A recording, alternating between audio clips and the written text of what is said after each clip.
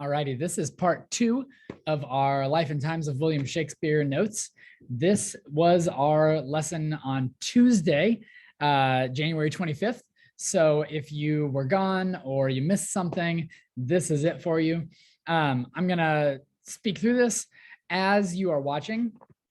You should be taking notes either by split screening this with Notability. The PDF for that, as you'll remember, is on Canvas under Assignments, or you could print that PDF out. You could take notes on paper, or you could just take notes on a separate sheet of paper if you'd like. But remember that the PDF is fill in the blanks format, and so that is going to be a lot easier for you to get down what you need. We want to get through all of this context and information about his writing style and etc. before we dive into the play. So it's pretty important that you go through this in the next couple of days if you haven't after this is posted. And it'll be a good reference for the future as well. So if you are looking at your notes page and you're trying to remember where we left off on the section that had information about all the different types of people.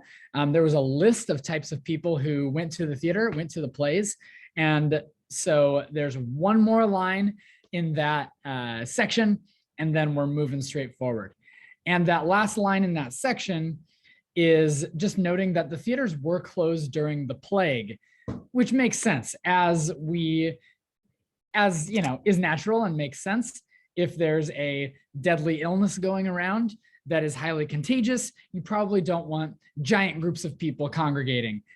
We've learned that in the last couple of years, so I don't think I need to explain much more about that. One other thing I will say on this slide is just that this is an old drawing of the Globe Theater here in the middle, and you can see another theater in the back. This is along the Bankside, where there were a whole bunch of theaters in Shakespeare's day, and many of them are still there today. This is a map, like I mentioned, circa 1600, around the year 1600, of all these different places. Every red building on this map is a building that was used for theater. Some of them, like the St. Catherine Christ Church over on the right, the St. Paul's School kind of in the middle to left, those are buildings that were used for other things, but they also would perform plays there. On the other side of the River Thames, as we mentioned yesterday, there are all of these theaters that are just theaters. And those were on the other side of the river, away from the authorities, as we had mentioned. So there you go. So let's talk a little more about the Globe Theater, which we know is Shakespeare's theater. Where did they get the wood for the Globe Theater? Well, I don't know if this story is actually true or not, so take it with a giant grain of salt. But I really like this story, and so I'm going to tell it anyway. The story is that when the theater was built, and it would have been in the top right corner of that map on the previous slide, when the theater was originally built, they had enough money to construct the theater, but they didn't have enough money to pay for any land to put it on, the actors and people who worked in the theater. So what they did was they borrowed the land from the church and said, hey, we want to build a theater here. The church said that was fine. Later, though, the church stopped being supportive of the theater. And so they said, hey, we want to use this land for something else. We're going to knock down the theater. And the story is that instead of letting it be knocked down, all of the artists, actors, etc., just took the theater apart, carried it across the river, and rebuilt it on the other side. Now, like I said, that story may or may not be true, but I've heard it before. And I can't tell if that's true or not based on just doing some quick internet research.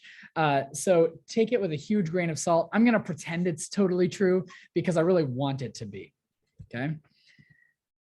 The first play to be performed at the Globe Theater was one of Shakespeare's tragedies. It was Julius Caesar. So that's a great nod back to ancient Rome, where they did have theater in those days. Julius Caesar, of course, is a tragedy. Shakespeare also wrote comedies and also histories, plays that told about kings and various people in English history. All right, up here we've just got a couple of cool cross sections of the Globe Theater. and what it looked like in Shakespeare's day. The 3 rows of seats all the way around on the top and middle, and then most of the way around on the bottom floor, as well as we've got this dirt floor where people would stand on the ground in order to watch the play. I'll show you a photograph of that in a second here. Another cross section, just more art. I'm not really sure why I need 2 in this presentation, but there you go. All right, here's that photo. And in this photo, you can see all of these people standing on the ground to watch. They don't see anybody up here immediately above and behind the stage anymore, but those used to be the most expensive seats in the house. It was called the gallery. That's where royalty would sit if they were going to the theater. That's where the richest people would sit because they were the most expensive seats. And yes, you could see really well from there, but also that's where you would sit if you wanted to be seen. So it was a status symbol to be able to sit there at the Globe Theater. On the other hand, the cheapest seats were these standing room only seats in the pit below the stage. They were cheap. You would pay a very small amount and then you would show up and be able to watch the plays all day.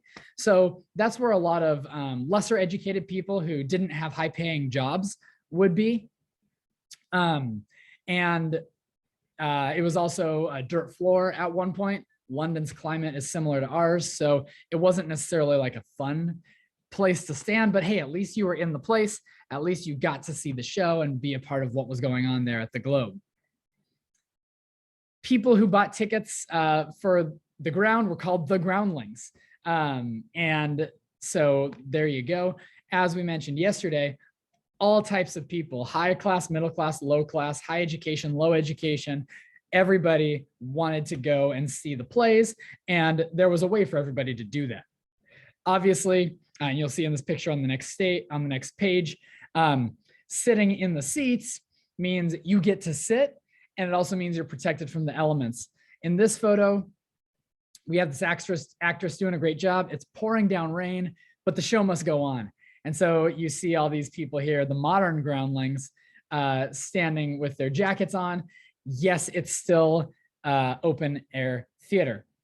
One thing that's interesting about this picture is all of this lighting, all this stage lighting. In Shakespeare's day, there was no lighting, which might be obvious, but there you go.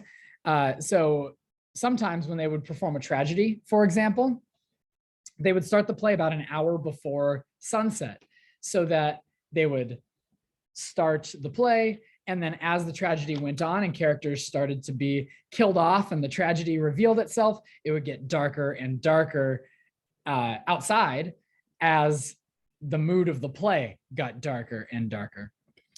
There was also no scenery, just a curtain.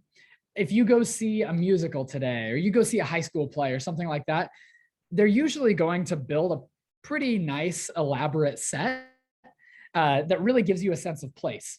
You don't get that so much at the Globe. They didn't build these elaborate sets for Shakespeare's plays. They used what they had, and they may have had a couple like small set pieces out front, but for the most part, no, just the curtain, that's it. The Globe Theater could hold about 2,000 people. So if you remember what it's like to be in a school assembly, imagine all the bleachers in our main gym pulled out and our entire student body and staff filing into those for an assembly. That's about the same number of people that can be held in the Globe. And I like to think about how good those actors must have been in Shakespeare's day. No lighting, no scenery, to be able to project their voices to that full crowd of 2,000 people, no microphones at all, and their emotion and all that. Pretty cool. All right, we talked about acting a little bit. Let's talk a little more about acting. First of all, the actors were all men. I'm sorry, it's sexist, but for some reason it was unseemly for women to be on stage in their society. But it would be unrealistic to have shows that didn't have any female characters. So young boys ages 12 to 14 roughly would play the female part because, well, we can't have women on stage, but we've got these young boys whose voices haven't changed yet. They can pull it off. The actors' pay depended on being able to sell tickets. And so frequently actors would have to go into town on their off days and sell tickets in order to fill the place. That's for two reasons. Number one, obviously, they want to get paid. It's their job. If people don't show up, then they don't get paid. Secondly, though, in addition to that, also, it's a lot more fun to go to a show when it's a full house. If you've been to a movie on opening night, you know how that energy feels different than when you go see it 3 weeks later and there's only a couple people in the theater. So better audience, fuller audience, and more money for the actors. Yeah, it was in their best interest to sell tickets. Actors would only have about 3 weeks to practice each new play. And so that's a really quick turnaround in order to practice a new play. If you think about how long a play is, 2 hours or so, being able to memorize all of that, as well as all of your stage directions, actions, how do you show the emotions, etc. 3 weeks is pretty quick. In any given week, an acting troupe or an acting company might perform 6 different plays. So that's the same group of actors performing 6 different plays, which could be up to 4,000 lines of text. It is possible that if you are one of the best actors in your time, you might be Romeo, go out there, perform, then you go backstage, change costumes, you've got a little break, and then you come back out an hour later and suddenly you're Hamlet. And that's a lot. And so it's pretty impressive for the actors to have that many different parts, different plays memorized. All right, let's talk about costumes for a moment. So you see this picture. These are authentic Shakespearean style costumes.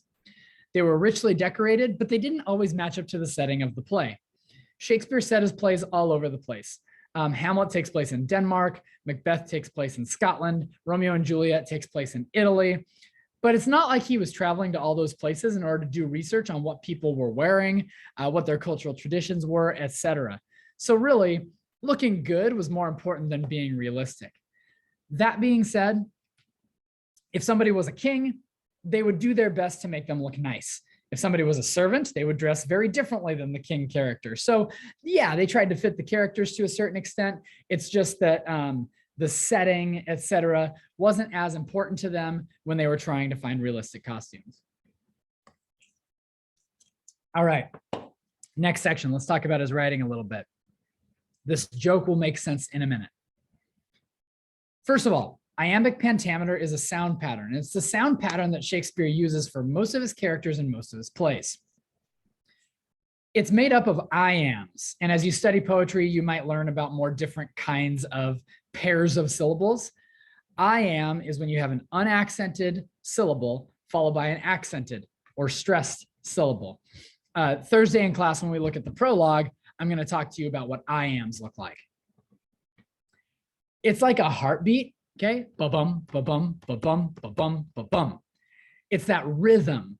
And 5 of those ba-bums in a row make up one line of iambic pentameter. So in most lines of the play, the line is going to be 10 syllables long because it has to fit this rhythm. This is where the joke comes in. Okay, you look at this comic. It says, my hobby is answering casual questions in iambic pentameter. As I read it, I'm going to really exaggerate the rhythm so that you can hear it. Then I'll read it again more normally. So what time can you pick Michael up? Well, I can meet the plane at 10 of 6. Do you know where to find him? I'll meet him at the stairs before the gate. Other than 10 of 6, which most people probably wouldn't say, these are pretty normal sentences. One of the things that's interesting about iambic pentameter is it kind of mimics the way that we normally speak. If I were to read it without overemphasizing, what time can you pick Michael up? Well, I can meet the plane at 10 of 6. Do you know where to find him? I'll meet him at the stairs before the gate. That ba-bum, that emphasis comes on every other syllable anyway, because that's the way we normally talk. And so what Shakespeare was doing was fairly brilliant, where he was composing these lines of poetry in such a way that mimic the way that we speak. 2 more examples. Where did he go? He went to town today to buy a car, right? That's a completely 100% normal sentence you might say. Where is he? Oh, he went to town today to buy a car. Makes sense. How about an example from the play? At one point, Romeo says, "In sooth, I know not why I am so sad." As they deliver the lines, actors aren't going to overemphasize, exaggerate every other one like that, but it does help the rhythm sound more like the way we speak in English. "In sooth, I know not why I am so sad." Dramatic, you know. So what's the point? Why go to all the trouble? It's not like it's super easy to write in iambic pentameter. Well, a couple reasons. Number one, it keeps things moving in the play. Ba-bum, ba-bum, ba-bum. It's like a drum beat. In addition, though, it makes the words in the play more interesting. If you've ever heard a really gifted public speaker, they vary their voice quite a bit.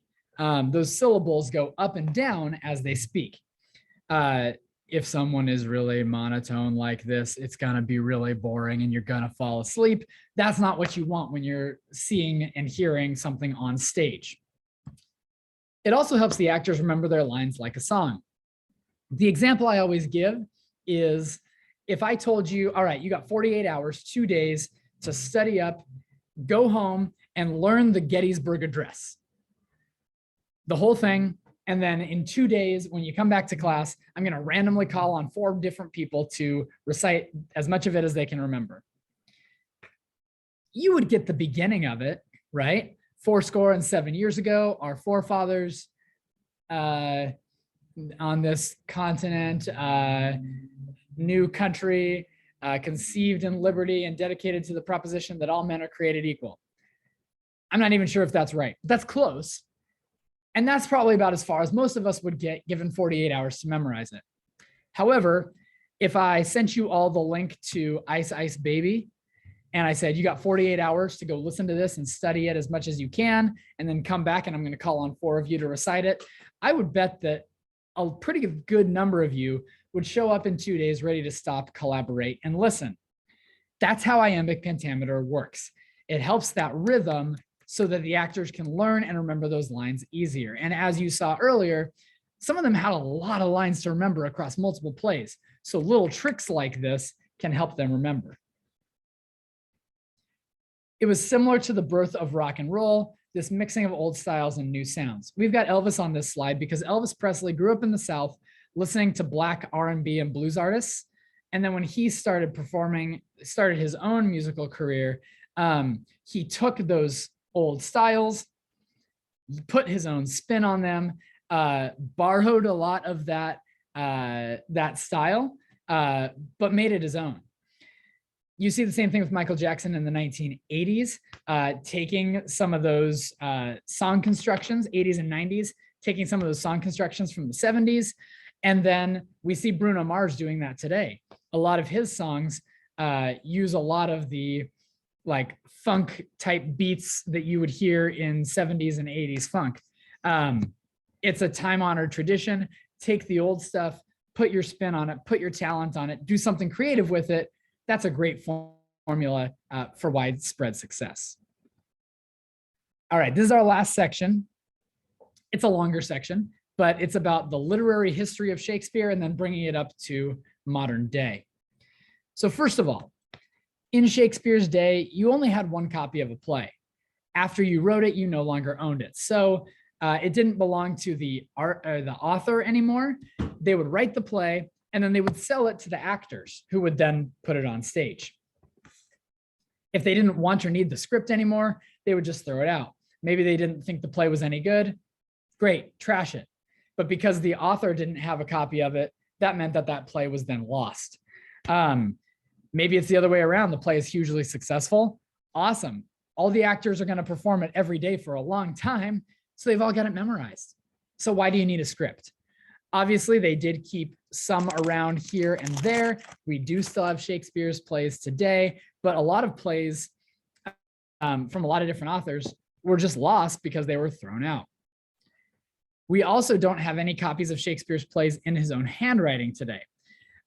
The only example of his handwriting we have is his signature. Here's an example of it. It's on some documents, like when he was buying and selling, that kind of thing. All right. Companies, theater troupes might perform plays for years and years before they are ever printed. And plays weren't thought of as works of literature, right? It was just pure entertainment. It wasn't something that you would read and study. They were meant to be performed and watched. And so nowadays, I think we get this idea of this, person with a doctorate degree with leather patches on the elbows of his suit jacket, going to watch a Shakespeare play with his little opera glasses.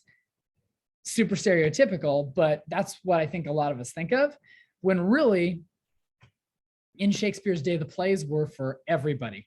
To me, it reminds me of like opening a new Star Wars movie or a new Transformers movie or something like that. Just go to the theater, turn your brain off, enjoy the show. The first full collection of Shakespeare's work wasn't published until 1623. So that's 7 years after his death. During his life and shortly afterward, like as you see here, he was famous and influential, and his plays kept being performed even after he died.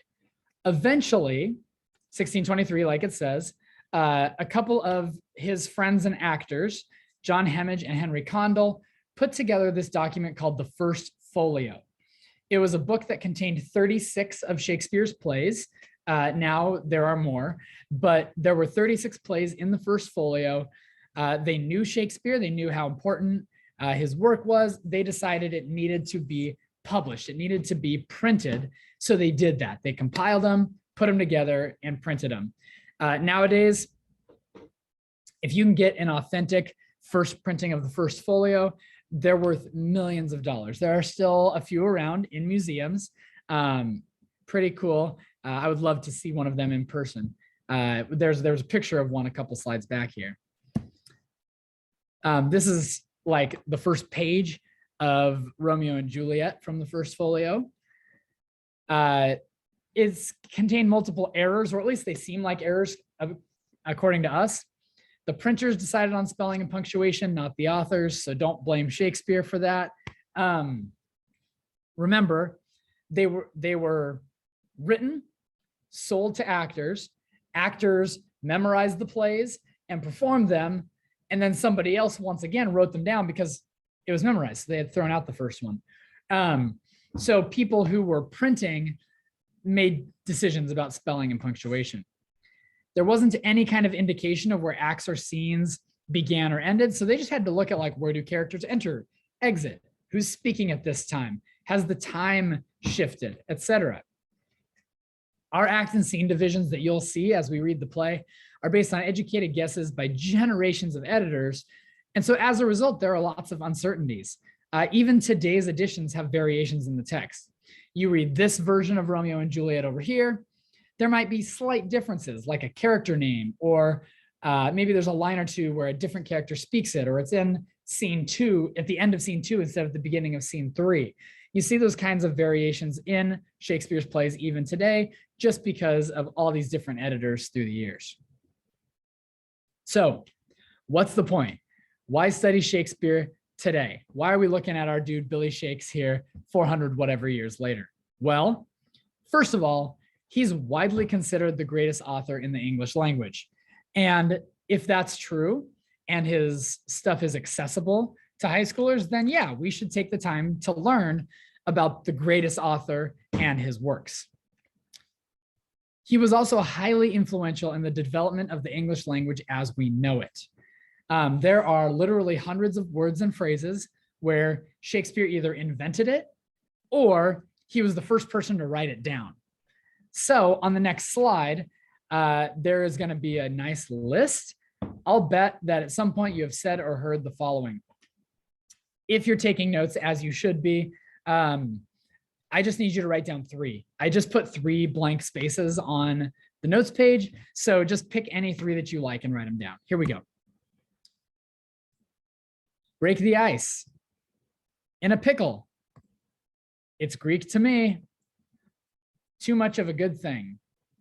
As luck would have it, good riddance. Dead as a doornail. Love is blind. A laughing stock. For goodness sake.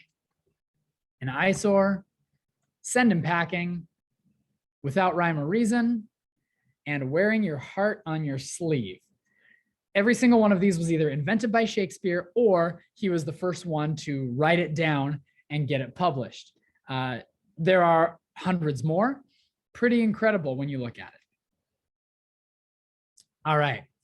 Even today, Shakespeare lives on. We can relate to his stories. We can relate to his tale of love, hatred, revenge, courage, trust, deception. It might not be that every single one of those things it might not be that we are experiencing events like the ones he wrote about, but emotions and ideas like this, absolutely. We all experience all of these things in our lives. As we read Romeo and Juliet, you'll see every single one of those things pop up. Most of those things are in most of his plays. Studying Shakespeare is also a cultural rite of passage in many countries. As I said to some classes yesterday, Romeo and Juliet, lost my train of thought.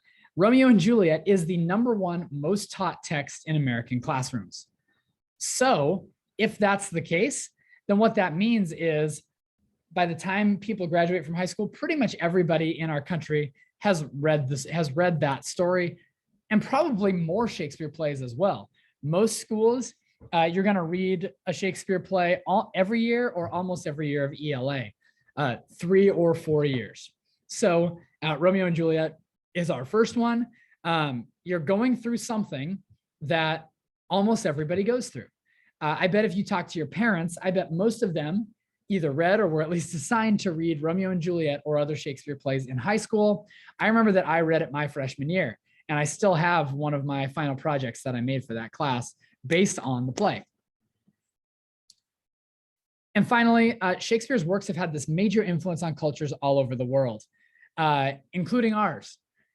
The ideas that he shares, the communal nature of everybody having read it, but also when you look at pop culture, books, movies, TV, etc., I can guarantee you that you have read or watched something that is using Shakespeare, whether it's using some of the same beats of the story, referencing a character, referencing a famous line, or even using some lines from Shakespeare. There's a lot, including some that I am sure that you've seen. You just may not have noticed it. As you continue to study Shakespeare and read his plays, you will start to notice, recognize, and understand when those references show up in the things that you've read or seen. So there you go. This is the end of our Shakespeare intro. As we continue, as we begin our unit, we're going to start reading the prologue, reading the play, Romeo and Juliet. I'm looking forward to it. I hope you are too, and we'll all enjoy it together. So thank you so much. Make it a great day. Talk to you soon.